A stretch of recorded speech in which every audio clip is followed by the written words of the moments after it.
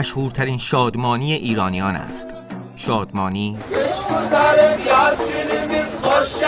جشنی است کهن، آیینی به جا مانده از سالیان دور برای آمدن سال جدید.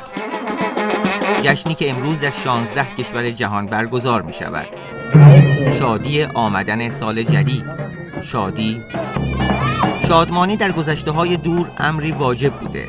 نه اینکه ایرانیان باستان همیشه شاد بودند و دور از غم، اما شادی را جزئی از زندگی می دانستند. جشن و پایکوبی را نه کاری بیفایده که محترم می شمردند.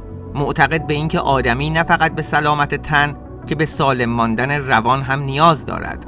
باید شادی کند تا بتواند غم را دور کرده و زندگی را دوام بیاورد. نوروزی که از آنها برایمان به جا مانده تنها یک نمونه از جشن‌های آیینیشان است. از معدود جشن‌های باستانی که امروز در سرتاسر کشور برگزار می‌شود. البته یلدا را هم داریم که دور همی و خوشگذرانی است در بلندترین شب سال، یعنی آخرین روز آذر ماه و رسیدن زمستان. و چهارشنبه سوری را که وداع با زمستان است و برافروختن آتش به نشانه گرما و نور. گرچه امروز رسمی خطرناک شده و باید کمی آن را بهسازی کرد.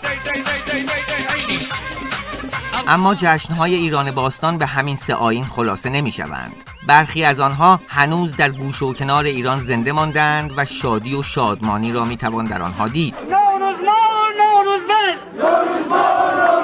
این نوروزبل است در گیلان، مراسمی شاد که نوید آمدن سال تازه است آن را مطابق با گاهشماری دیلمی در اواسط تابستان برگزار می‌کنند. آتشی می‌افروزند و شادمان و هلهله کنان تا فصل کوچ دامداران آغاز شود. کمی آن طرفتر در مازندران تیرماه 13 شو را داریم که نمایشی است از آیینی کهن. شادمانیشان را ببینید. رسمی است که با گاهشماری تبری در اواسط آبان ماه برگزار می شود برای زایایی و تندرستی. فردی به نام لال با ترکه‌داران همراهش به در خانه‌های روستایی رفته اهالی را با ترکه‌ای نوازش می کنند تا تندرست و سالم بمانند. در همین سرزمین سرسبز در حاشیه جنوب دریای خزر آداب کهنی به جا مانده که کم کم رو به فراموشی می روند. اجرای نمایش عروس گله یا همان عروس گلها که نوید آمدن بهار است و عید مردگان که کشتی گرفتن است و دور همی در قبرستان برای یادآوری اموات. آن سوی ایران در ساحل خلیج فارس هم رد پای آیین‌های کهن دیده می شود. مثلا نوروز صیاد در اواخر تابستان که برای اهالی روستای سلخ قشم قدردانی از دریاست. روزی که طبق تقویم کهن خود باید صید را متوقف کرده به دریا استراحت دهند و خودشان شکرگزار نعمت‌های به دست آمده از صیادی باشند. تن به آب بزنند، شادی کنند و نمایشی اجرا کنند از بیدار شدن دیوهای خشمگین و همراه کردن آنها با خود. نوروز صیاد تنها یک نمونه از آیین‌های به جا مانده در جنوب ایران است.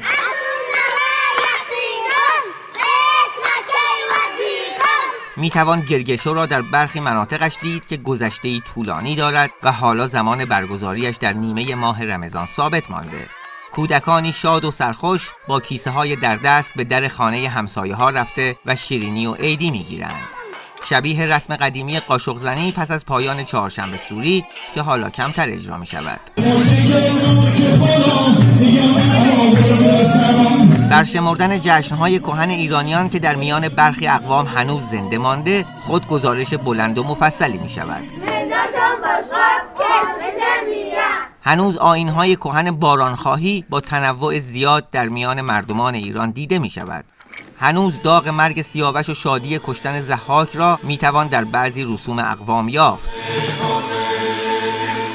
هنوز عرب‌های خوزستان رسم قهوه‌خوری با دله را زنده نگه داشتند و رقص و آوازهای کهن و بومی در میان اقوام اندک نفسی می‌کشند. تکم‌گردانی در میان ترک‌های ایران کمابیش زنده است و بادبانکشی در لافت اجرا می‌شود. اما در گذر این سالها آیین‌های ملی زیادی از یاد رفته، جشن‌هایی که نه مختص به یک منطقه خاص بلکه در کل سرزمین ایران باستان برگزار می‌شد. جشن سده مشهورترین آنهاست که حالا در حدی محدود زنده مانده. جشنی که روز 10 بهمن ماه با برافروختن آتشی برگزار می شود تا در دل سرمای زمستان نوید زندگی را هلهله کنند. آیینی که در روزگاران دور مثل نوروز و یلدا همه‌گیر بود و بر پایه آن از یاد کسی نمی رفت. همچون مهرگان که برگزاری آن در شروع پاییز است و هنوز هم برخی به آن پایبندند. البته نه مثل گذشته که در هر خانه‌ای خوانی گسترده میشد و مردمان جامه‌های ارغوانی به تن می‌کردند و همه جا را با گل می‌آراستند و شادی می‌کردند. یا جشن تیرگان که گفتند در گرامی داشته تیشتر ایزد باران است و پیروزی او بر اپوش دیو خشکسالی. جشنی در ستایش از آب که با آب پاشی هم همراه بود و به باد سپردن ریسمان‌هایی که آرزوها بر آن گفته میشد تا برآورده شوند. ایرانیان به جشن و پایکوبی پایبند بودند. برای همین هر ماه جشنی ملی برگزار می‌شد و در کنار آن جشن‌ها و آیین‌های مختلف داشتند. جدای از نوروز و مهرگان و تیرگان که گفتیم، 9 ماه دیگر سال هم جشنی متناسب با نام خود داشته که هر سال برگزار می‌شده. جشن‌های گاهنبار را هم که به این فهرست اضافه کنیم، می‌فهمیم که میزان برگزاری جشن‌ها در گذشته بیش از اینهایی است که برشمردیم. گاهنبار در اعتقاد ایرانیان 6 روزی بوده که خداوند عالم را آفرید و گرامی داشته هر روز آن که چند شبانه روز جشن بوده در یکی از ماه‌های سال برگزار می‌شد. جشن‌هایی که تقریباً اثری از آنها در میان عموم مردم نمانده. طبیعی هم هست. روزگار می‌گذرد و آداب و آیین‌ها تغییر پیدا می‌کنند و سنت‌ها و رسم‌ها از یاد می‌روند. اما اینکه چرا جشن و شادی از یاد ما رفته چیزی است که نیازمند یادآوری است. احتمالاً دوران‌های سخت تاریخی یکی از علت‌های محو شدن شادی در میان ماست. اما آیا حذف شادی از زندگیمان بی‌ضرر بوده؟ نوروز در تمام این سالها با همه مرارت‌ها و سختی‌ها زنده مانده تا کمی شادی به زندگی ما بیاید.